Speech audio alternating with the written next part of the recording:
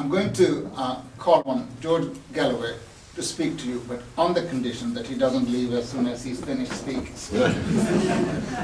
we want him to stay as long as he possibly can, and hopefully be with us to partake of some food. Comrade George Galloway.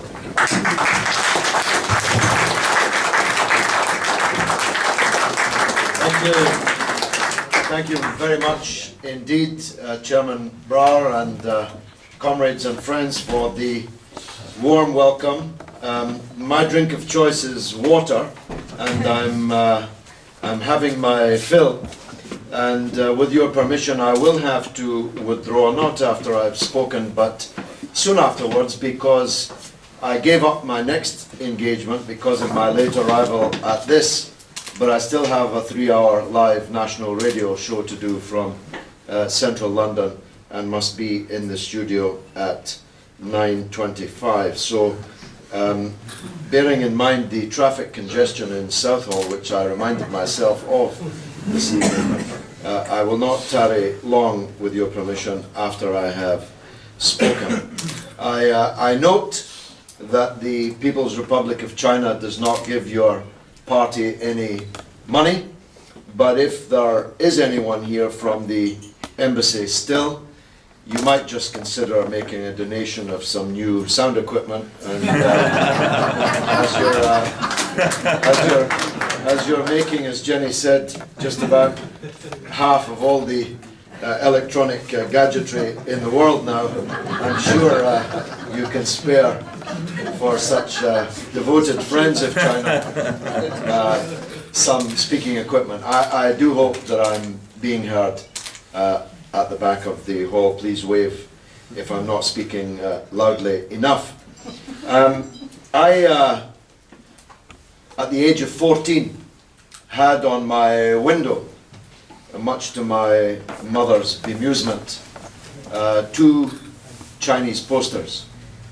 One of them was, "China has friends all over the world."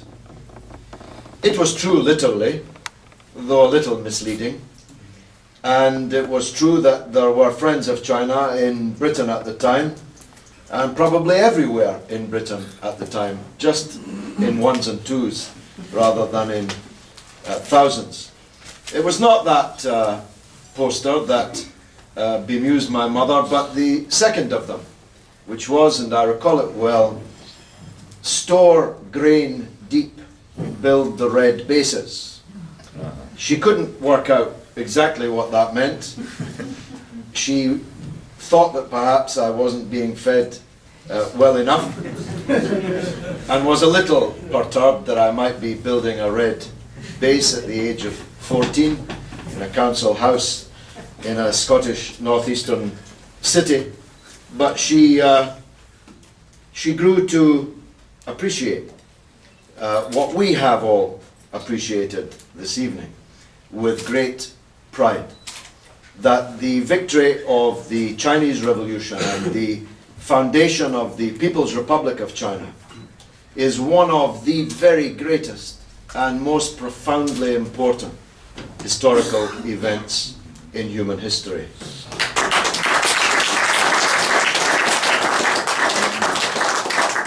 And I have 3 reasons for having always counted myself from those days.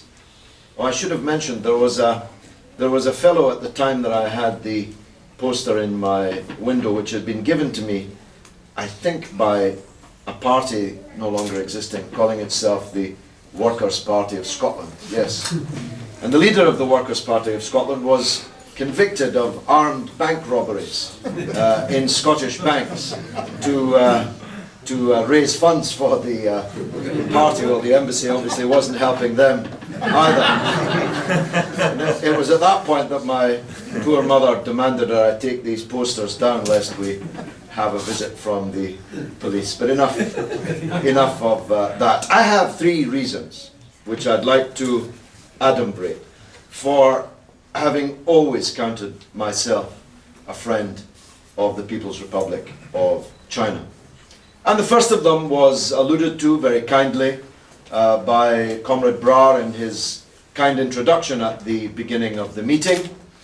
is because anti-imperialism is the cornerstone, the most important thing in the world for me.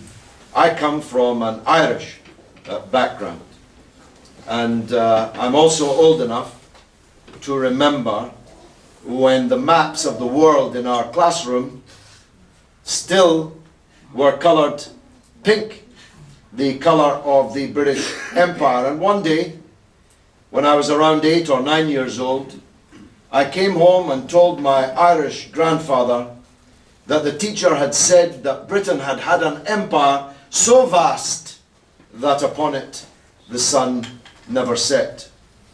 And my grandfather answered, that's because God would never trust the British in the dark.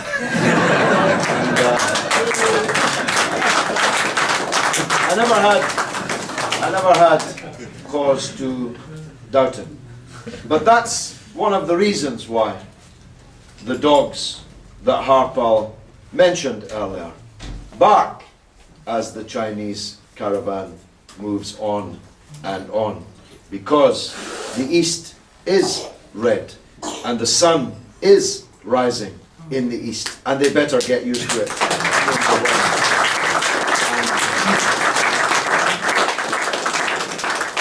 So I myself I was going to use the very quotes that Harpal had from the Financial Times and elsewhere, but really we oughtn't to preoccupy ourselves, and our Chinese guests, friends, should not be overly sensitive to these barkings of these dogs, because they are the barking of people who are being steadily left behind, and whose system is steadily less credible and is in a sunset phase, whereas China, the sun is rising. In that sense, the victory of the Chinese Revolution, the liberation of well over 1 billion people from the domination of imperialism, is worthy of support in itself, whatever the character of the political leadership of the Chinese People's Republic.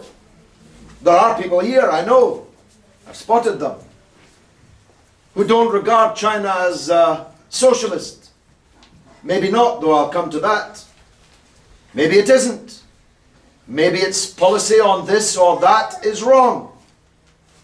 But that's not our business, you see. That's the business of the people of China and the people of China alone. It's not our business to issue certificates of authenticity, certificates of approval for those who overthrow imperial rule. Being Irish, I well recall the debates amongst the Bloomsbury set, the Fabians, in the New Statesman and elsewhere, when they clucked about the rising of the Irish people at Easter time in 1916. Oh, they said, these Celtic obscurantists of the Irish national movement, these priest-ridden, bog-trotting mystics, yes, they may be rising against the British Empire, but what will they do with the Ireland that they liberate? The Irish people did not need a certificate from the New Statesman. The only certificate that mattered to them was that issued by the Irish people themselves in their uprising against British imperial domination.